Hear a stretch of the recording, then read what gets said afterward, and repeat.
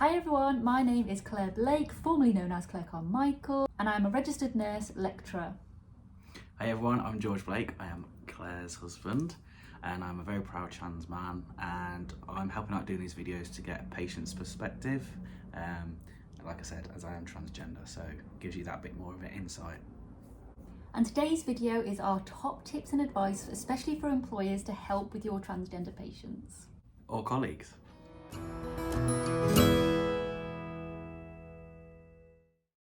So what can employers do to help treat transgender patients better? So firstly, you should be treating all of your patients as equals. It doesn't matter what race, gender, sexuality they are. Everyone should be treated with the same equality, same dignity as everybody else. My perspective is, if you are dealing with a transgender patient and you know they are transgender, please use their preferred pronouns, preferred name, and also be mindful that some trans men or non-binary people that are presenting more masculine may be wearing a binder. So if you do need to be physical with that patient and put your hands onto, I don't know, check an area, just let them know that you're going to do that, and if they are comfortable with that, because that is we don't like people touching us there when we're binding or anything. So it's just about being mindful that if you have got a transgender patient, just make sure that you tell them what you're going to be doing. Don't just surprise them and just start putting your hands on them. Yeah.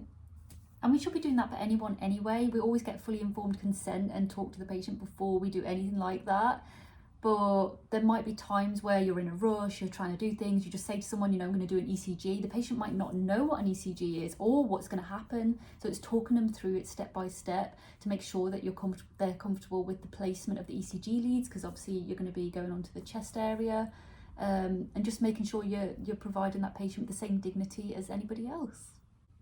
As an employer, you could also have some sort of policy or guideline around transgender people as well and patients. I know at my place where I work at the university, we've got loads of different documentations. We've also got a really good e-learning training package as well set up for people so that you can have that education and that awareness, because sometimes people just don't know. They haven't had the training, they haven't had the education on how to treat a trans patient.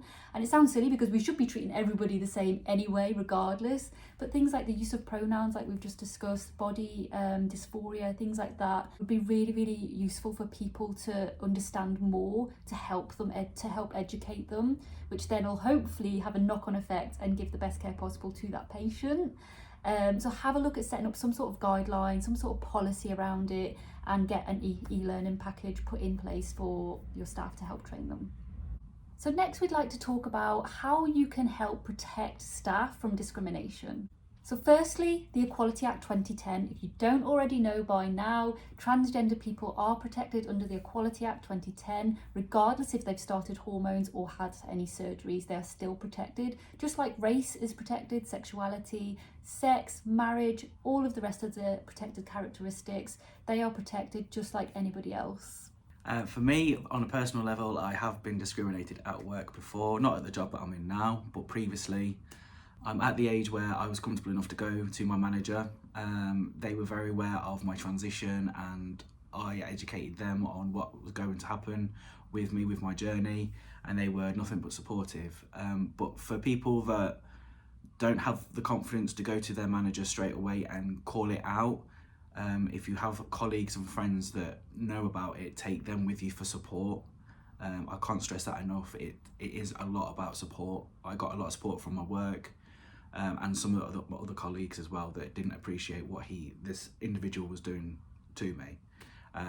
So yeah, it's just about getting that support around you if you're not confident going on your own, and to any other colleagues as well that might hear it, call it out. Say, I don't agree with that, and report it yourself. We rely on you, really. Yeah, and you're quite lucky, to be fair, because your management team were really good, weren't they? They were. Really supportive, and they put things in place to help George, which was nice to see from my perspective. But again, like we were just saying about education and training staff, hopefully that'll help avoid discrimination, but also having a policy in place for your trans colleagues as well, and having different things in place, like thinking about changing rooms if you've got changing facilities at work, toilet situations, things like that, making more gender neutral toilets. Putting little things like that in place can hopefully help avoid the discrimination. And like George was saying, if you hear it yourself, just speak to the person, educate them if they haven't got that education and that awareness and they don't know that they're doing things wrong, because sometimes we slip up and we make mistakes, we misgender by mistake sometimes, we're all human. But if someone is actively causing harm to somebody, it's not good. We need to be calling that out and putting support in place for the colleague. And also ask the person what support they would like, because everyone's different, everyone's transition journey is different, and they might want and expect different things. So it's about finding out from your colleague, from your employee, what support they would like in place to help avoid discrimination and help support them through their journey as well. So what can you do as an employer to help improve equality and equity within the workplace? So for me, I think it's quite important. So for instance, we're in Pride Month at the minute. Go out and celebrate Pride Month. Talk to LGBTQ plus people. Do workshops within your workplace. There's Transgender Awareness Week. There's Transgender Remembrance Day. There's loads of different things that people can go out and look at themselves and just be absolutely amazed. Go to your first Pride event. A lot of people haven't been to Pride. We took my mum to her first Pride last year, and she was absolutely blown away with how happy and how family orientated it is. There's a lot of misconception about that, but it is a very family friendly place. Everybody it's all about love and just accepting everyone's differences, regardless of religion, race, sexuality, gender. And it's just about building that support network. The more you go out and start looking at for yourself, the more you get an understanding. And when you hear some nasty stuff that happens, you won't be afraid to call it out, because you know we're good people. Yeah. And also at least these events, they've got so many different places and people there, like they've put pop-up tents and things like that with loads of information and things. So you can get a load of really good resources from going to Pride events as well, to put in place in your workplace, like different contact numbers, support groups, that sort of thing. There's so much out there to support transgender patients and colleagues, specifically. It's just amazing. You don't realise how much support there is. You just need to look for it and find it. Also, just another tip, like teams in general are usually really diverse. You'll have different races, different ethnicities, different sexualities, different genders. So come together to celebrate each other, take advice from each other. Like, I don't know half the things about people out there in different races and ethnicities and different religions, for example. So I would learn from the people themselves, because that's the best thing you can do. And just coming together, having different maybe events at work, some workshops, like George was saying, different workshops you could have, where you could all learn from each other about each other's histories and cultures and how to support each other, could just be an amazing thing, I think, to do in a workplace to make everyone feel equal and valued. And also have a look at different awareness days, because there's so many different awareness days throughout the whole year, not just for transgender, but LGBT groups, races, different health conditions. There's so many out there. Just have a little look and maybe put on some little events, go to events that are around the country as well, and just get more awareness, and that'll hopefully make people feel included as well. And lastly, what can employers do to help attract more transgender staff? Any thoughts? So for me, from the get-go, in the application, put transgender, non-binary in there. What are your preferred pronouns? What is your preferred name? Do it from the get-go before they even step foot into that building. Just because then, for instance, if I saw that, I'd be like, oh my God, that they're so accepting. Like the other day, we went swimming, and there was it went through all the, it said male, and it said transgender, non-binary. It had all the options on the drop-down menu. And that instantly, in my head, made me think, they're accepting of everybody. Yeah. That's a safe place. So if you can do that from the get-go, that will have a big impact.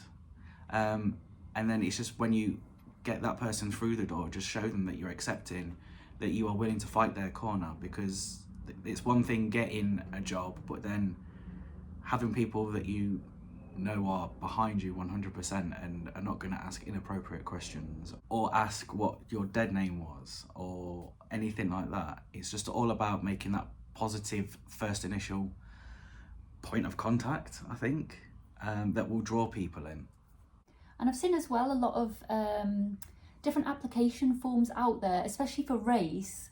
They have like a little, I don't know whether this is a good tip or not, personally, but on their application form it'll say we especially welcome people from diverse backgrounds, different races, ethnic minorities, things like that, to make it more inclusive, I suppose, in a way. I don't know if that's a right thing to do or not, but I think it's just one of those extra things that you could add to your application forms to make it stand out that you are inclusive. But like George was saying, there's no point in recruiting people if you haven't got the tools to help support them in place. So make sure that all that's in place to help support someone that is transgender, rather than just saying, you know, we just want to tick a box to say that we're LGBTQIA plus inclusive.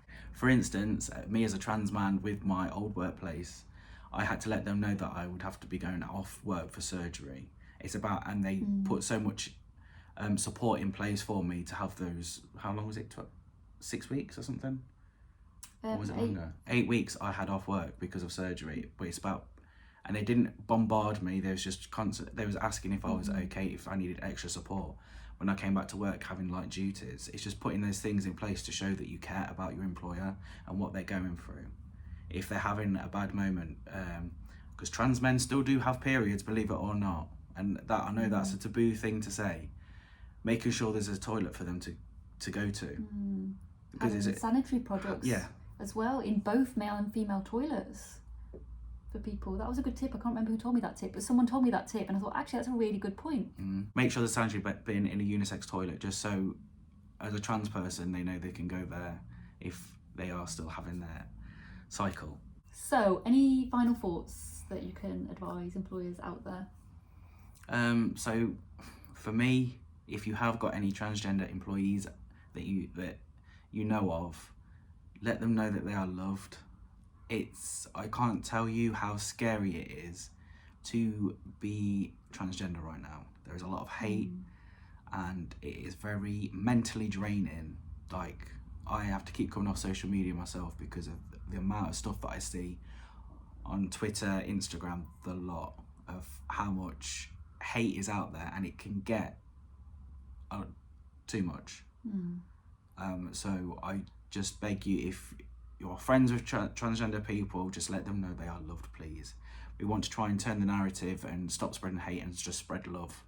That's what I'd say, because it is really hard at the minute.